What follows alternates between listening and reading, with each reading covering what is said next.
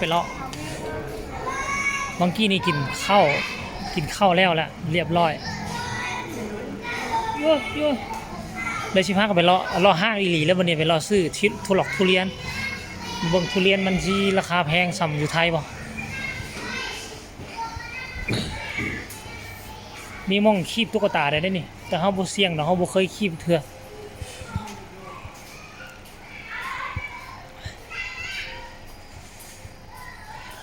มันบ่แม่นห้างหรอกมันเอิ้นว่าน่าจะเป็นซูเปอร์มาร์เก็ตหลายกว่านะถ้าแบบประเทศไทยได้เอิ้นว่าเป็นซูเปอร์มาร์เก็ตว่ามันใหญ่กว่าซูเปอร์มาร์เก็ตใหญ่กว่า7-Elevenโอ้หมดละขนมเฮาสิซื้อหมดมันหนีใหญ่กว่าน่ะมินิมาร์ทเนาะใหญ่กว่าประมาณ2เท่านี่แหละคันสิเอิ้นห้างมันก็ยังน้อยคันสิว่าซูเปอร์มาร์เก็ตมันก็สัมพันธ์ว่าใหญ่นะไป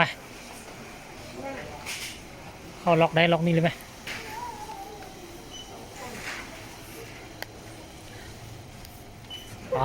โซนนี้เป็นโซนของน้ำตาเทวดา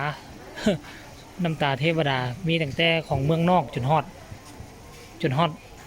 ของลาวของจีนฟังนี่กับของลาวมาทุกคนโอ้โซนหมักไม้พอดีเลยโซนผลไม้เพราะเฮาสิมาเบิ่งผลไม้ไปเบิ่งทุเรียนทุกคน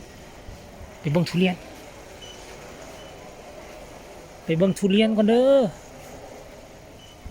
นี่ทุเรียนโลเท่าไหร่วะโอ้นี่เป็นทุเรียนกระปอกกระแป๊กทุเรียนแบบว่าตกเกตตกไส้นะกระปอกกระแป๊กนี่1,900ซื้อๆวะตัวนี้มันก็2 โลพุ่นละนี่ซ้ำนี่นะตัวนี้มันก็สิ200,000แล้วนี่นะ โอ้เบิ่งสีแล้วก็คือย่างอยู่ดอกสิเอาไปไว้จัก 2-3 มื้อบ่โล 1,900,000ทุเรียนจันทบุรีโอ้ทุเรียนจันทร์พุ่นได้นี่มันมี FC ของอยู่ได้มีไม้ให้เคาะแต่ว่าเคาะเป็นบ่ล่ะเคาะเป็นอยู่แต่สิฮู้มันสุกมันดิบนี่เคาะเป็นแต่ว่าบ่ฮู้เนาะฮะบ่หน่วยหนึงมัน2 โลปลายหน้าตาเขาต้องไปกินมักมี่พุ่นมื้อนั้นเศษกับเศษผักมื้อนี้ลงว่ะมันทุเรียนต่างกันตินี่ทุเรียนจันทบุรีอันนี้เลยว่ะนี่เลยทรงตรงอยู่พุ่นได้ทรายทะเลพุ่นน่ะกระดูกเกินอยู่ตลาด130ปลายเนาะโลละแสนว่ะเอานี่แพงกว่าตลาดว่ะนี่แพงกว่าโอ้ห้างแพงกว่าปกติห้างสิถูกกว่านะบ่มากอันนี้ก็40,000แอปเปิ้ลโอ้แต่ว่าแอปเปิ้ลเขียวนี่แพงกว่าแอปเปิ้ลเขียวแพงกว่าทุกคนโล 65,000พุ่นน่ะฮะบ่เอาโอ้ยอย่าสู้หาเรื่องนี่เอาหมักเมลอนนี่เมลอนนี่โล 5,000บ่แม่นหมักเกี้ยงน้ำผึ้ง58,000เอานี่โลนึงน่ะหน่วยนึงก็เอาเป็นหน่วยนึงน่ะเขาติดกาเลยเอาเมลอนนี่แซ่บอีหลีเอารถหน่วยได้กันเอา57,000เอา56,500เนี่ยเมลอนส่วนอันหมักทุเรียนนี่สิเฮาคือสิบ่เหมาะสมของเฮาดอกหรือเอาตัวนี้ตัวนี้แห้งแซ่บนี่เห็นบ่ตัวนี้แห้งแซ่บ82อันนั้น72โอ้บ่เอาตัวนั้นล่ะไปอันเอามากล้วยนี่ก็สุกเหรอไผมันบ่มีแล้วซูชิอยู่ไสวะโอ้อยู่ซูชิก็มีเด้ไว้ไปซอกซีนไปโซนซีนใส่นี่ซีนหมูนี่ซื้อซีนหมูไว้ผักมี4 ใบก็ครบเลยบ่เอาแซลมอนก็เอาคนปลาคนดอยจะไปกินถึงแซลมอนนี่แซลมอนทุกคนอาหารทะเลแซลมอนแซลมอนนี่ก็บ่เป็นทะเลได้แซลมอนนี่อันนี้เซลเลยหอยเซลนี่กุ้งก็มีแต่ว่าเฮาโอ้มีแต่ซีนไก่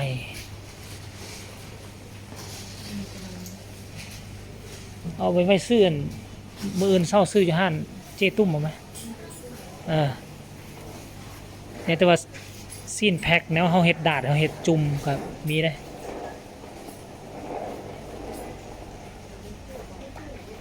โค้งไปทั้งนั้นแหละ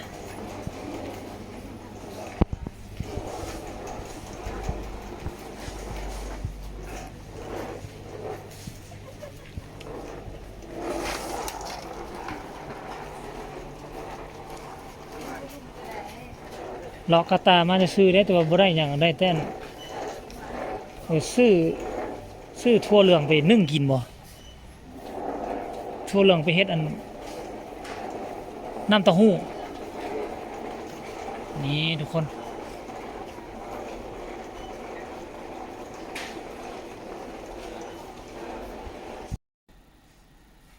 ไปทุกคนได้หลายเติบแหละอยู่นี่มันมีทั้งเครื่องไทยเครื่องลาวเนี่ยปะปนกันไปเครื่องไทยลาวจีนเวียดเนาะเวียดน่าจะบ่มีแต่ว่าไทยนี่มีแน่นอนเครื่องจีนนี่มีแน่นอนแล้วก็มีส่วนหนึ่งของลาวอาจจะมีส่วนหนึ่งของเวียดนามประมาณ 3-4 ประเทศนี่แหละผสมปนเปกันไปอันนี้เฮามาฮอดโซนอาหารหมูอาหารหมานี่โซนอาหารหมาเบิ่งดูแพงบ่หันถงหนึง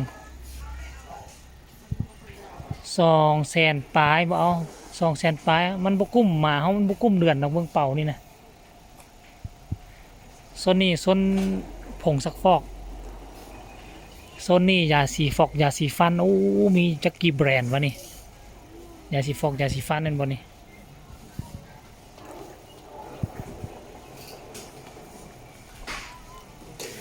อันใดมีก็บ่ต้องเอาติว่า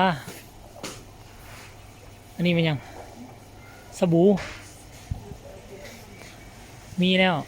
สิหมดแล้ววะคือว่าสิหมดเอาไหม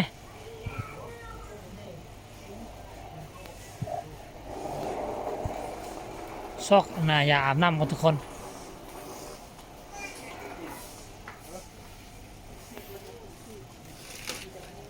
คู่หนึ่งวะเท่าไหร่บ่เห็นติดราคา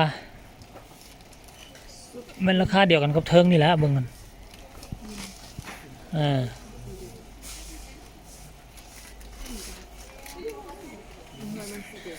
อืม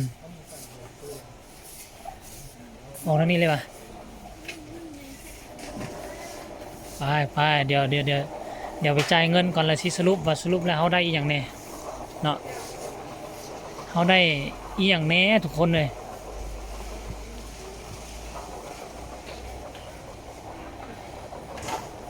มาฮอดทางออกแล้ว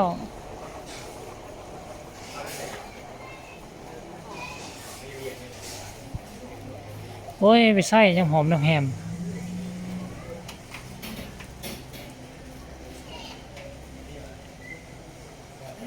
บางกี้นี่ก็ลืมเสื่องไม้อันนี้เป็นโซนน้ำดื่มทุกคนตุกละ7,000ราคา7,000กีบต่อตุกว่ะตุกใหญ่หรือตุกน้อยเนี่ยตุกน้อยสำนี่หน่อย7,000ว่ะขั้นแพ็คหนึ่งแพ็คนี่30แล้วก็เอาได้แพ็คหนึ่งได้แพ็คนี่1 2 3 12 ตุกต่อ30ขั้นเอาตุกหนึ่งตุกละ7,000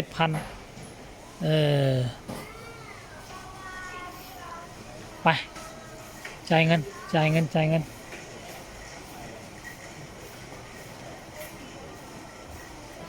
มีฮอตซูชินี่ซูชิ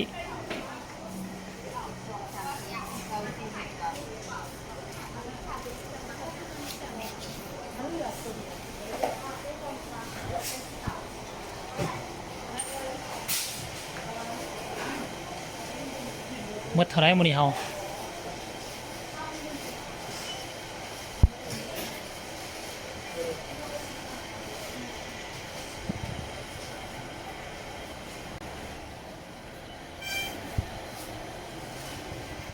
มื้อนี้เฮาออกตลาดเลาะซูเปอร์มาร์เก็ต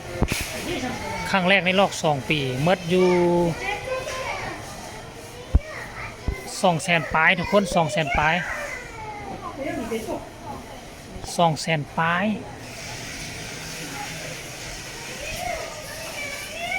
200,000ปลายวะ242 กินข้าวเมื่อกี้มันแสนไปซื้อนี่200,000ไปมื้อนี้เฮาจ่ายไปแล้วโอ้300,000กว่าไปเอาซูชิมาเออ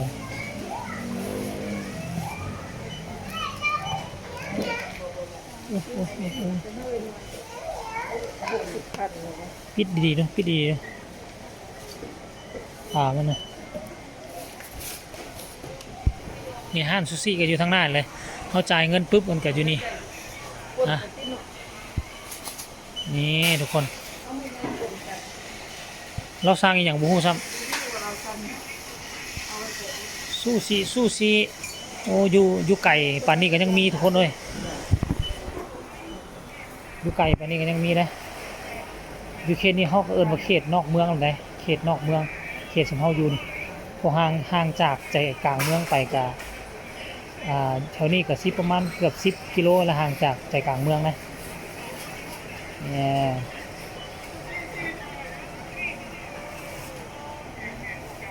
น่ากินอยู่เด้ตาแซ่บนี่